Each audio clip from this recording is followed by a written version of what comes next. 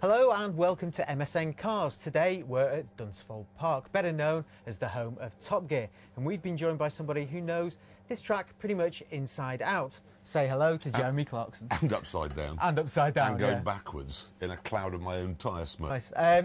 We're here to talk about the MP8 show and Top Gear Live. You could tell our users what it's all about. And Top Gear Live's been going for a few years now. Huge export success. As far as, I mean, really is. Britain can't make cars anymore, but we're not bad at car shows.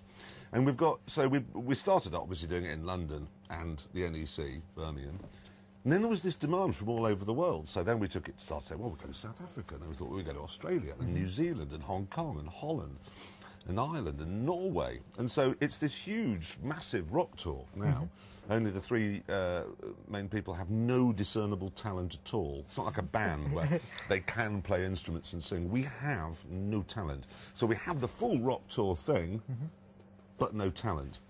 But they're marvellous shows. I mean, it's a lot of noise.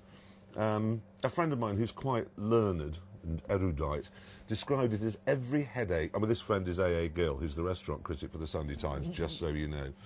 He described it as every headache he'd ever had in his entire life condensed into an hour and 45 minutes, which I thought was a great description of Top Gear Live. There's a lot of shouting, explosions, noise, and some very clever tricks this year. A car that becomes transparent.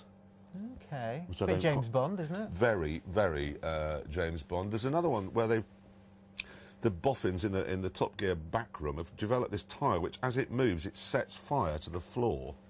So as you spin up, it leaves a trail of fire behind, which is quite remarkable. Are these your ideas? No. They sound very, very much like yours. No, they're ideas I go, that's amazing. So a genuinely remarkable hour and a half show of stunts that you can't even imagine are possible in cars. Right, in such a small area? Or is it quite big?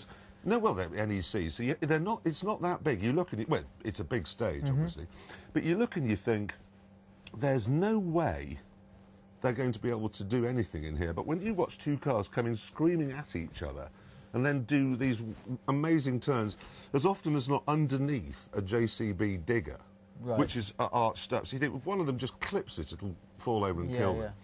And they're missing walls by that much at 60 miles an hour. It's a properly incredible sort of event.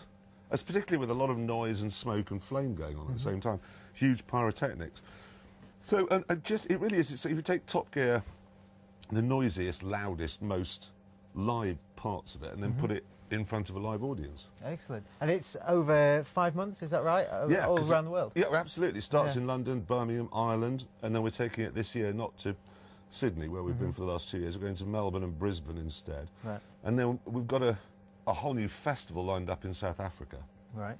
So we're taking over the Kyle Army circuit, where they used to have F1 races till 93. And that's going to be really an outdoor Top Gear Live, which will be breathtaking. Excellent. And of course you're going to be doing the series, the show in between. So, because that's going to be starting early next year, is that right? It starts in December. Yeah, it starts just before Christmas. Okay.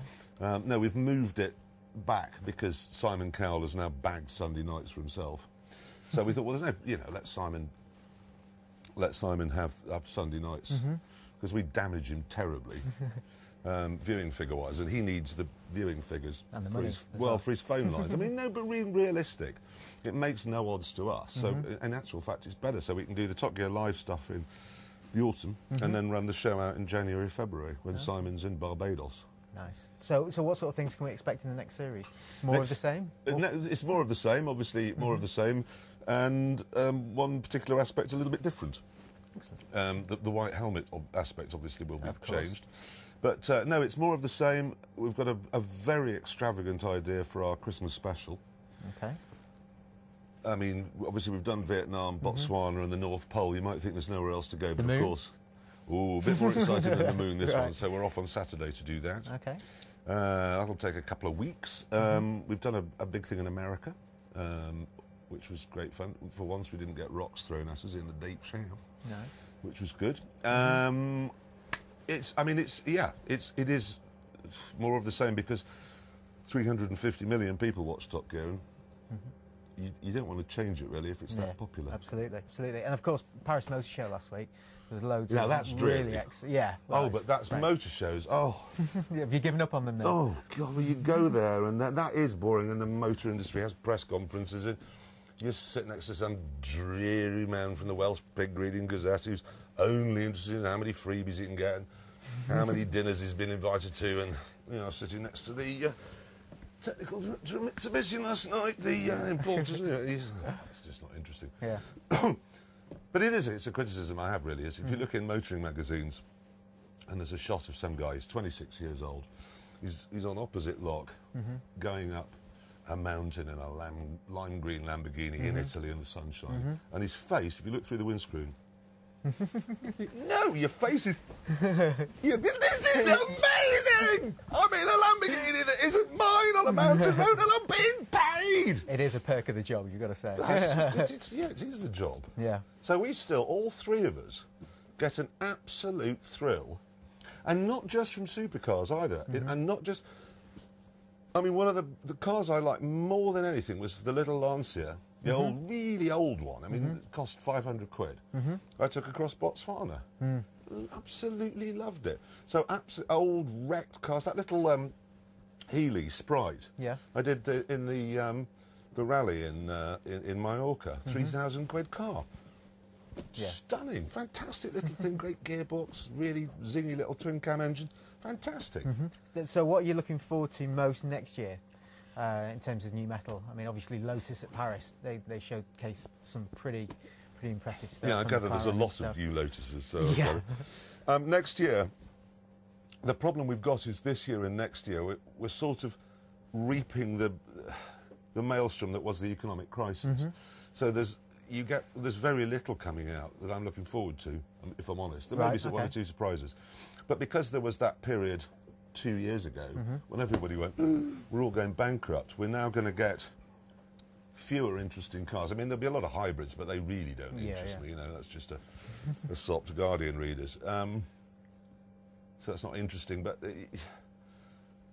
Ferrari have brought out the 458. They'll struggle to top that in the near future. Porsche, obviously, they have the new 911, but that'll look exactly the same as the last 911. Bentley, I suppose, new McLaren? Continental. The McLaren. What are your feelings on that? Well, I don't know, I haven't driven it. I saw Ron Dennis the other night. You must come down and have a look. But the trouble is that when you've driven a 458? Not yet, no. 458 is so technically brilliant. You think, can a really small company really match this? I mean, I prefer the SLS because it's just much more hey, and smoke pours off the tyres, and it's weirdly for a German car, it has a great joie de vivre. It's funny to drive. That is a car you drive with a massive grin on your face. 458 a bit more serious because it's so technical. The McLaren, I mean, listen, we can't judge it because we haven't driven it, but it's probably going to be spectacular. But it needs to be spectacular to be better than a 458. Yeah. Obviously, we're in the 16th series of Top Gear, or we're approaching the 16th. What have been your personal highlights? What's been the most memorable moments? It's the same answer you'll get from everyone, from camera assistants to James, Richard, producers, directors, everybody will tell you the same answer to that. It's Botswana. Right. By a huge... I mean, I know people say they prefer to watch the North Pole, but to make the North Pole was... Hard work. Hard work and cold. A lot of people enjoyed Vietnam. A lot of people enjoyed the specials are always the nicest thing to make because you just concentrate on one thing. Yeah. But Botswana was properly special time, not just for the presenters, but for everybody. It's the only time I've ever seen a film crew, well, several film crews, because we travel with lots, come back. Normally they're keen to get home, see family and what have you. They didn't want to leave. Really? Yeah, and a week later they were all still saying, best, of all of their lives, if you think of all the things a film crews film, from Attenborough to holiday programmes to everything, to Ross Kemp, and everyone said the same thing. That's the best thing they've ever worked on. Right. And it was the best thing I've ever worked on. Excellent. Botswana's breathtaking country. Yeah, did come across. Really Oh, well. amazing place. Excellent. Well, Jeremy Clarkson, thank you very much. Many thanks for coming. MPH is back, featuring an all-new Top Gear live show. Live! Starring Jeremy Clarkson, Richard Hammond and James May, it's 80 minutes of breathtaking stunts, amazing special effects and blockbusting driving sequences. Plus entry to MPH, the prestige and performance motor show. Thank you so much for coming. Book now. Visit mphshow.co.uk.